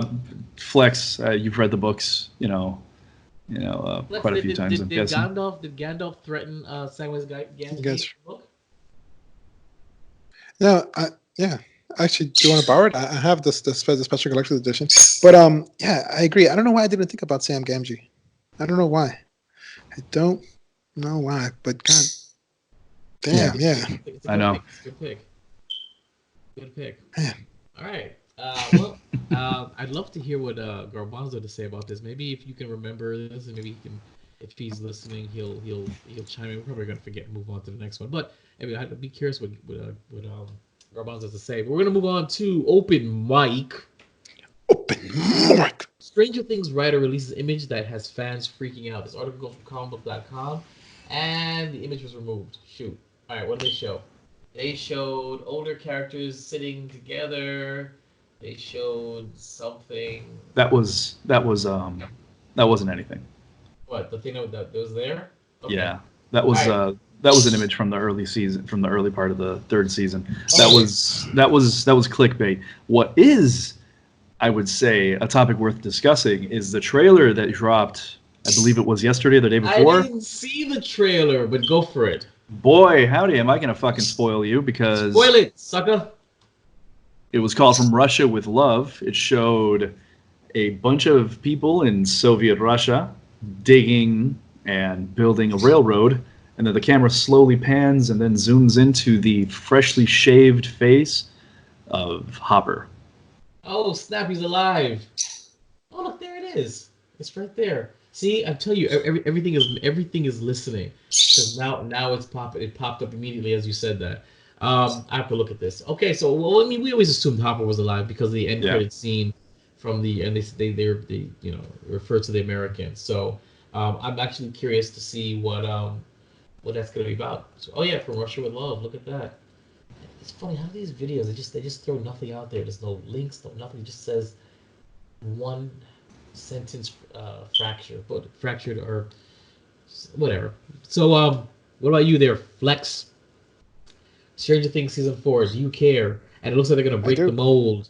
They're gonna finally shake things up from seasons 1, 2, and 3. Even though I loved season 3. Season 3 was the shit. I do care. I'm very excited. Did you see the trailer? The From Russia with Love? I did. This is one show that me and Julian actually like sit down together and watch and pay attention, and she doesn't ask questions. Maybe I really enjoy this show. She doesn't ask questions. I don't know. I mean, honestly, I was heartbroken when I thought Hopper died, but thank God. I like the. I love the music. Mm-hmm. I won't lie to you. It sounds like something I would hear on the road to Mordor. I have to be real. It's hey. Oh, he looks good. Look at that. But he lost some weight. Yep. Hellboy did him good. That's what's up. All right. Well, I can't wait for season 4. Season 3 was the shiz night. It brought it back to form. And now I think they're shaking things up because, of course, it ended with half the people moving away. Hopper, I guess, teleported to Russia, and there's this whole new Russian connection to what's going on. So I can't wait. I'm excited about that. So we're going to move on to E3 2020 schedule. Every confirmed press conference start time so far. This article comes from GameSpot.com. And I'm going to scroll and find out. Is there nothing there? Okay. Cool. So E3 2020 is still a few months away, but some games.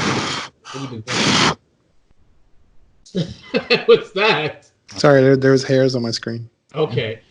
They've begun announcing their plans for the big showcase. The expo itself takes place June 9th to 11th. So, of course, June 9th to 11th, of course, you guys know for a fact we're going to have 3-part special. It's going to be ridiculous. I can't wait. But like the previous years, it'll be proceeded with a slew of events and press conferences hosted by various publishers.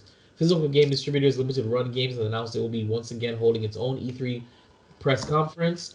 The briefing is scheduled to take place just ahead of the expo proper on Monday, June 8th. This makes LGR's the first company to this date. To date its E3 2020 press conference, but more will follow suit in the weeks and months to come. So you'll see all the E3 2020 press conference times that have been announced below. So the full list of exhibitors at the E3 2020 has not yet been revealed, but the one company has yet to, they will not be attending is Sony, which we had a discussion about that, right? Where we just said, did we say it was a good or bad idea? Did I say it was a bad idea? It's bad for E3, but Sony doesn't affect them. True. Where's the list? I have the list here. Do you? Is it not on this thing? No, it's a soft confirmation. You want me to read off the confirmed? Yeah. Well, from this, the only thing that's confirmed is Limited Run Games on this article. What else do you have, Roz? The publishers that are confirming they'll be at E3 are Microsoft, Activision, Amazon Game Studios, Bandai, Bethesda, Capcom, Epic Games, Calypso Media, NCSoft, RDS, Sega, Square Enix, Take-Two, Tencent. Everybody. No, actually, short list. THQ Nordic, Ubisoft, Unnamed VR, Warner Brothers, and Xseed Games. Nintendo and Sony not being there is a big deal considering they're, two parts of the 3-prong consoles. So is Nintendo going to be there? I didn't know if you said Nintendo. Nintendo will not be. Really? Yeah. Yep, E3 is on its way out. That's unfortunate. Yeah. That is very unfortunate. All right, so we're going to move on to 6 mixed drinks every guy should try at least once. This article comes from theadultman.com. I just saw this randomly because I thought it was funny. It says number 1, the old-fashioned. The old-fashioned kicks off our... I love it old-fashioned.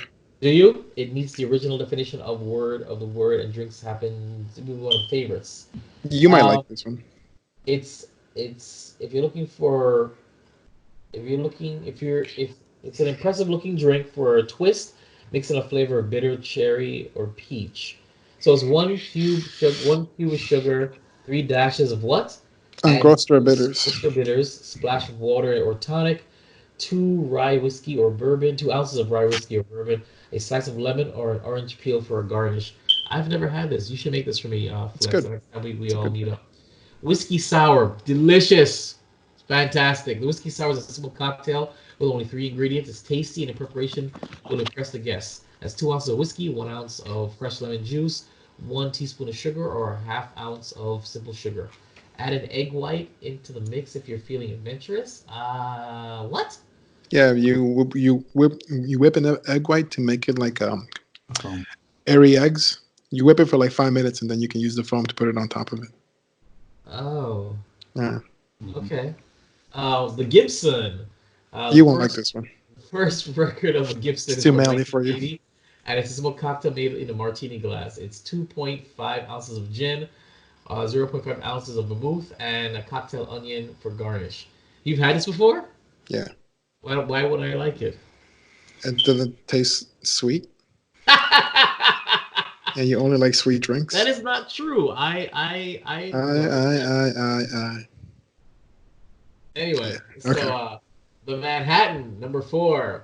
As you may have guessed from the name, the cocktail originated in a Manhattan club in New York back in 1870s. Other stories tell of a bartender in 1860s. Manhattan created it. Whatever you attribute it to is one hell of a drink. It's 2 ounces of rye whiskey, 1 ounce of sweet vermouth, and 5. I don't know what vermouth is. I've never tasted that. 5 drops of what is that? Angostura bitters. Angostura bitters. Angostura bitters. So all these things are bitter. Is that what it is? Number 5 is martini. The martini. You won't like this one either. It's it'd be crazy to leave this one out because it's a classic manly cocktail. How is this not a good one? It's the martini. It's 2 ounces of gin, 1 ounce of dry vermouth, Ugh. garnished with an olive or lemon twist. What is vermouth? Why is everything in vermouth? It's an important drink. it's like a dry alcohol. It's similar to gin. Yeah. Okay. It's like sewer. It's like super aromatic. Okay. Or the original recipe is 4 ounces of gin and 1 ounce of dry vermouth. So, a basic Vermouth martini. and.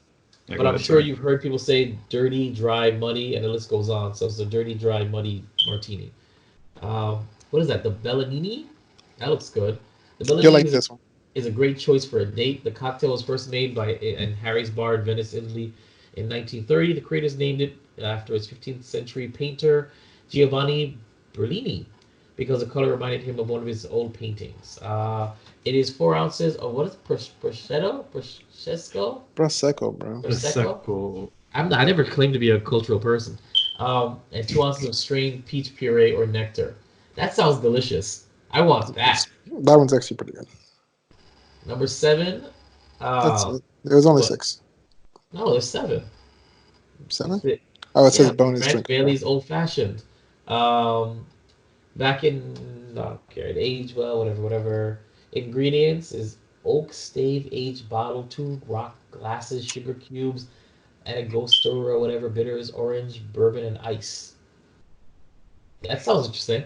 That sounds It's like not something bad. you'd make. How many was this? It was only 6, but it keeps going. All I right, feel like that's you as far got as 30 so far, man. okay. I'm not going that far. Okay. Well, those are interesting.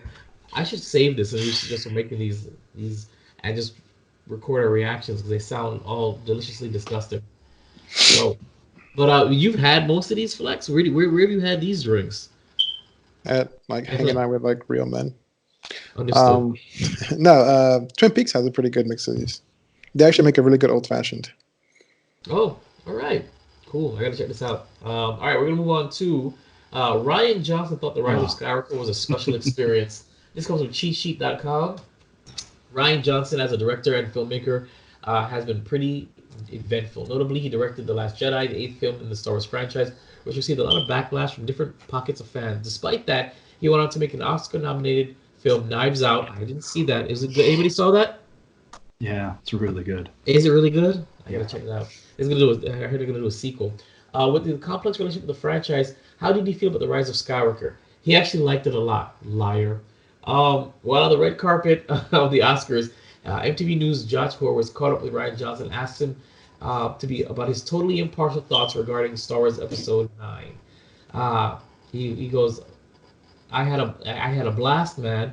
Made me so proud seeing the heart and soul that J.J. Abrams put into it. He answered. Then he went on to talk about how great it was to see actors he worked with take on their roles in the conclusion. He said, and seeing my friends who were in the movie just like that bring the whole thing to a conclusion. Yeah, for me, Star Wars, as a Star Wars fan, it was a really special experience. Here's the thing. Is he really a Star Wars fan? He could be. He could fucking be. He could be a Star Wars fan. He could be the biggest Star Wars fan. That doesn't change the fact that he's a fucking chode and he killed a fucking franchise. Yeah, that's right. You know, like you can like something and still kill it. I don't know. I just that movie did not scream in any way she performed. I'm a fan. It screams, listen, I want to do my own thing, and you guys just got to deal with it.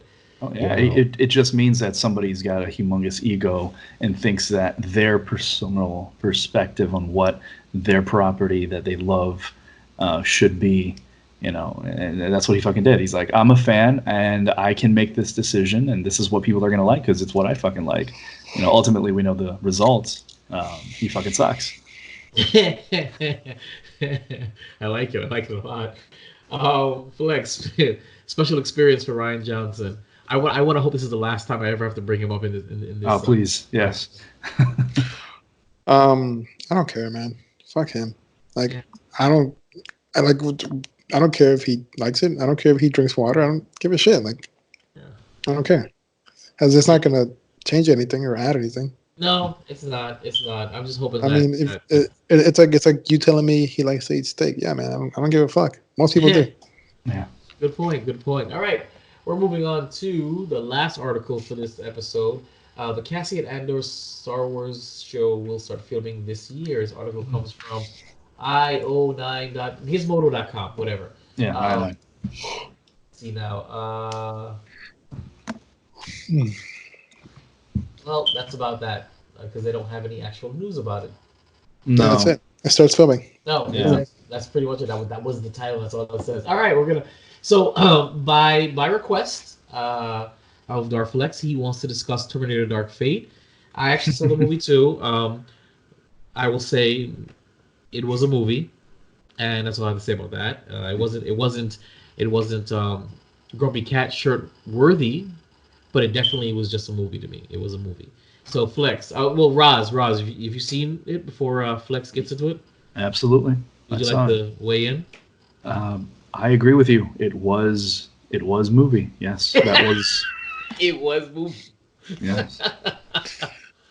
All right, so Flex, you had some existential epiphany when watching this. So by all means, you requested it, and show it shall be. Yeah. Terminator: Dark Fate, the review. I didn't dislike the movie. It's fun to watch, but honestly, the best part of the movie was seeing a young CGI Arnold Schwarzenegger walk in and blast Sean Connor, and then seeing Linda Hamilton young again. That was pretty cool too. Best part of the movie, honestly, best part. Well, except for the part when they ask Arnold or Carl why he has all these guns, and he says it's Texas. That's pretty funny. I thought so too. But my here's the thing, because I've always touched on the whole female agenda and trying to force characters on us. Now, this movie didn't necessarily do that, right? But it was a pretty good opportunity that was missed, in my opinion. And I've come to realize after watching this movie is it's not that nobody wants to see female protagonists or heroes or badasses. It's just that the formula was always there, and now all these up and coming movies or directors and so on are changing it. They're changing the formula. It's like when I was young and I was coming up, we had a Linda Hamilton, badass. We had Sigourney Weaver, badass. We had Red Sonja, badass. I mean, there were a lot of badass females. Even what's the Activa lady from Halloween? Jamie Lee Curtis was pretty badass. Yes, She was yes. pretty badass. Oh, and Susan Sarandon was super badass in The Hunger with David Bowie. God rest his soul. Amen. And that formula always worked. And I love those badass women. And those were movies that carried well with those characters. So why is it now that it's doing so bad? It's kind of like they're taking regular math that we learn and using Common Core math. It's like you're giving all this extra bullshit that doesn't really work when you have a formula that already works and is simple. So it's just, I don't know. When I saw this movie, Grace's character, that was a missed opportunity in my opinion. She seemed like it was just so corny. Everything she said was so corny and like it was forced. It was like a feminist playing a feminist, not a augmented soldier from the future coming back and doing some badass shit. I don't know. I just missed the '90s movies when we had all these badass women. Can I jump in on this? Yes. Because let's track that back to the female agenda topic. Holy shit! Definitely didn't see that. Also, not sure what you mean by the female agenda, but I think the problem that you're having with this movie and the fact that her dialogue comes off as corny has nothing to do with the fact that they cast a female Terminator. It has everything to do with the fact that was a fucking poorly written movie. Because Agreed. The lines that Arnold said, the lines that everyone said were really fucking shitty because they were. And if you take a movie like Terminator 1 or Terminator 2 and transpose that to 2020, those movies are going to be shit because we see those movies through rose-tinted glasses. Hasta la vista, baby is not exactly a fucking Oscar-worthy. Yeah. You know, I wasn't talking about so much him. Like, for example, just the strong female character. Like, now that I'm seeing more and more things, I'm not seeing anything.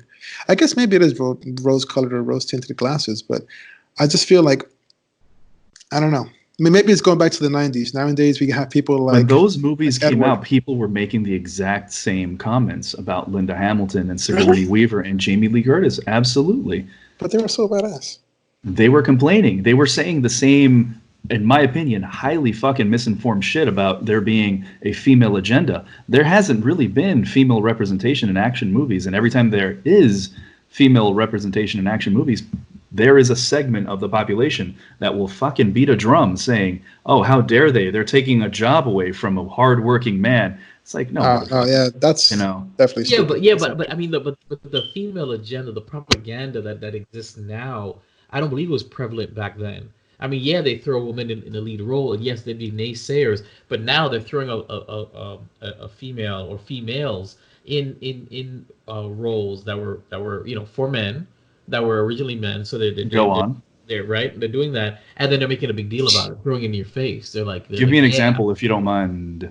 Oh well, Ghostbusters. They literally inverted from all males to all females. That's less of, and again, I really am not a fan of the turn of phrase female agenda. That has less to do with somebody trying to force women into roles that they don't belong, as a Hollywood executive saying, Okay. "Holy shit, But here's it- a market. but Here's a it- You're market right. that we Exactly, can but totally leverage." I do agree with that. I do agree with but that. that's still an agenda. If you're gonna take an established franchise that either were all men, such as Ocean's 10 or whatever, such as what they may or may not be doing with the next Bond movie, such as and then when they do it, it's not just okay, we're doing it. It's this is for the women.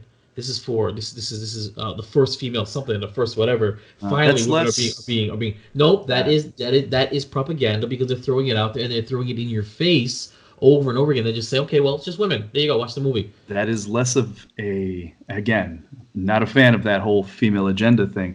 There's what would that's you less term of a it then? female agenda. That's Because called I do agree with you. that's called female agenda. corporate classic fucking cynicism. Cynicism. When somebody sitting in a room comes together and says, "Hey, these movies would make a lot more money if we had a version of it that catered to this unexploited demographic." So that's That not an doesn't- agenda. That's not. That doesn't make it an agenda, because calling it something as, I would say, toxic as a female agenda makes it seem sinister. Like there's an entire portion of our society that's trying their best to undermine things that we love. It's less that and more just, somebody at Universal saying, "Fuck man, let's make a lot of money and put some women in these roles that, maybe it'll sell well." They just don't actually put in the effort to make those roles work. Because had they written that same movie with a better writer and said, "Hey, I'll make all these people the children of the previous Ghostbusters," that would have worked. But calling it some kind of sinister female agenda, I think, does a disservice to whatever argument you're making, and it really casts a pall on the entire, industry that we like. The game industry, the movie industry, the music industry. See, I Okay, so disagree. I actually agree with you. So, because what I mean by female agenda is exactly what you said. So maybe I'm just using the wrong term. Maybe there's a better term for it that I don't know what to place it with. I just thought that it was female agenda.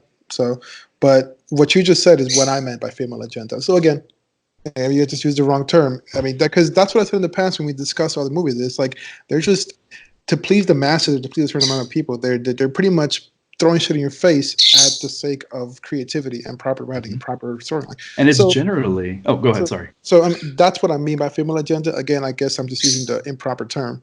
Yeah, But because that's remember, saying something like female agenda also doesn't work, because who's making all these decisions? The 90% of the people in Male power feminists. at these, studios are just men who say we can make more money being disingenuous about the representation of this minority, But they group. aren't. But they are making the money. So every single in-your-face female movie, maybe save for what maybe Wonder Woman and Captain Marvel, have flopped, have failed, one by one by one by one. They're still doing it. So if something keeps failing and you're not making the money, why are they still trying? If there Because is an every agenda time, behind it, it makes money, it proves that there is a market for it. right? But if it's only made money 2 out of 10 times, franchises, movies, sequels have been killed for less than that. You see what I'm trying to say? So why are we still pushing the female power movies, when them succeeding or turning a profit is the exception to the rule at this particular point. So when you keep doing something over and over again that is not profitable, and for a I studio, mean, you keep saying it's not profitable, but just for the sake of conversation, Ghostbusters was profitable. what you know? the female Ghostbusters? It wasn't. Yeah, Was it it a made flop? $230 million on a $140 million budget. That's a profit margin. For a movie to gain a profit, it has to make twice the cost of the stated amount, because you're also talking about the ad campaigns, and you talk about the cuts that movie theaters get as well. $230 million. The studio didn't get all of that. It got only a portion of that. So in hindsight, whatever the studio willingly, and mind you, whatever they tell you is actually, you gotta add like $50 million to it on top of whatever ad revenue. For a movie to be profitable, for any movie to be profitable, it's got to make twice the cost of its stated stated production cost for it to Sure, be profitable. that's fine. So for it to have be 140 something to make 230, it's a flop for the studio, which is why they did what they did. And most of the female-led movies that are thrown out there like that are flops, financial flops, and majority of them are critical flops as well. That's what I'm saying. And So would you like to see just movies not made with female leads? No, I would like to see movies that are just made, period. And if there's a female lead in it, great. But but that's not the point of the movie. That's not the point of the marketing. That's not the point of all of it. You can throw. I'm telling you right now. I highly doubt. I went looking for Terminator 2, and the marketing for Terminator 2 wasn't Sarah Connor's a badass now. No, it was the Terminator is back, but she was. now. Exactly. And we appreciate that. Alien, same thing. I think there's so many other movies that I have in the back of my head, but those were never marketed as female. No, it was a movie. It was a good movie. It was a good story. And she just happened to be a female I lead. respectfully disagree. The first Alien was marketed as a horror movie, but with the success of that movie and the success of Sigourney Weaver as an action lead, absolutely. To Alien 2, Aliens, Alien 3, and so on, they were all marketed with Sigourney front and center as this badass. With Sigourney, with the actress who played the character, not it's a female such movie. Women need to go out there and see it. We're gonna have all showings only for women. No, they marketed the actress who happened to be female in the role. Yes, but it wasn't throwing in your face some kind of female propaganda saying that this is women. This movie is women empowerment. That she's a strong female. Women need to go support this because she's who does that harm? It doesn't harm anybody. But if it's disingenuous, then why do it? It's not being done for any particular reason than to drum up either controversy or some fake money. Women power to gain money. What? What it does is it's created to generate revenue, without a doubt. But it doesn't. That's what we're trying to say. It doesn't. It hasn't. That's what I'm trying to get at. Is that if it's not generating revenue, then why are we still doing it? If they're flopping and flopping and flopping. And we all know that companies have a habit of killing projects that don't make the money or the critical responses that they're looking for. Then why are they still pushing this?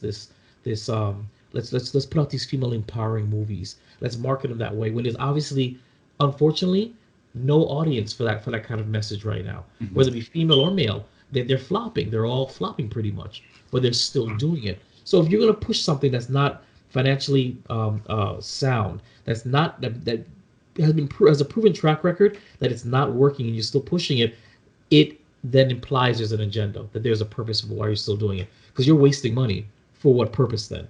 Because you think that your movie is going to be the one that yes, that's exactly it. That's exactly it. They've killed projects for less than that. You know that for a fact, Ross. But they have killed projects. None of these projects have continued. Like, you're literally describing exactly what you're talking about. Right, but the same concept has been repeated, though, is what I'm trying to say. That's what I'm saying. When the Westerns died, the Westerns died.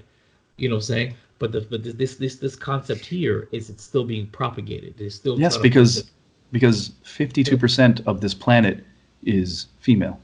So once somebody figures out the formula that markets to that entire demographic, that's the the pot of gold at the end of the rainbow. So, like you said, they've killed franchises for less. Of course, they continue to kill franchises. And why they keep doing this? Because that is an entire demographic that would be very profitable to consistently bring in to media. And there's really nothing deeper than that. And again, calling it a female agenda gives it this sinister, a mark that I do not think it even deserves, or I don't think that turn of phrase should even be used. It seems, artificial. No more artificial than the female empowerment that they're throwing out to us. That's how I feel. All right, so I'm going to retract my statement for the female agenda, because what I meant to say was exactly what Roz said. I guess there's another word for it, but my issue is just that people are sacrificing creativity of their own art to please others, and that shouldn't be the way they're doing it. Honestly, I mean, goddamn. Like you said, Ghostbusters could have been something else than just that to please others. So again, I in my opinion, I just think these creators should stick to your creativity. Remember, it's your art. Nobody's telling you what your art is, because your art is your expression of what you feel and who you are. So I'm just sad that a lot, like Ryan Johnson, I guess, or I don't know, whatever. But people are just rushing things either to meet a quota or to please others, and along the way they're sacrificing the creativity, the fruit of the story, if you will. All right, well, that's it for Keepin the Geek Bros episode 95. Before we get going, you guys can check us out on Instagram, Twitter. It's Geek Bros with a 0, GEKBR0S. You can email us, geekbros@yahoo.com. Follow us on Facebook, facebook.com/Geek Bros with a 0. Listen to us every Wednesday, weebgeekspc.com, or watch us whenever I post the video recaps, youtube.com/Vibref Studios. Gents, shameless promotion before we wrap it up. Lex? Yes. It's weird because it still says that Roz is typing on here. I don't know why. Really? All right. Yeah. I don't see that. Yeah, it's weird.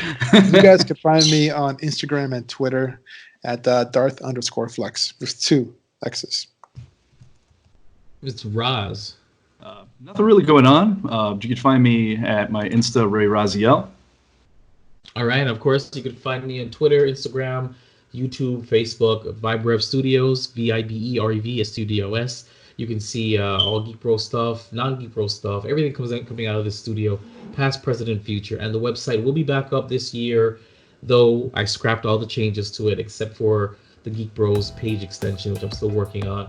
I am currently waiting for my artist to get back with me with the new renditions of the caricatures for myself, Darflex, and Garbanzo, so that we can then change the YouTube thumbnails from the old one to the new one. And then, of course, I'll throw those bad boys up, and Geek Bros will have its own page on the Vibe Studios website whenever I get that back up. But March, April, it'll be back up, and then I'll keep working on Geek Bros extension. So, thank you for tuning in to Keepin the Geek Bros podcast. And remember, geeking out still sounds this good. Keeping up with the Geek Bros.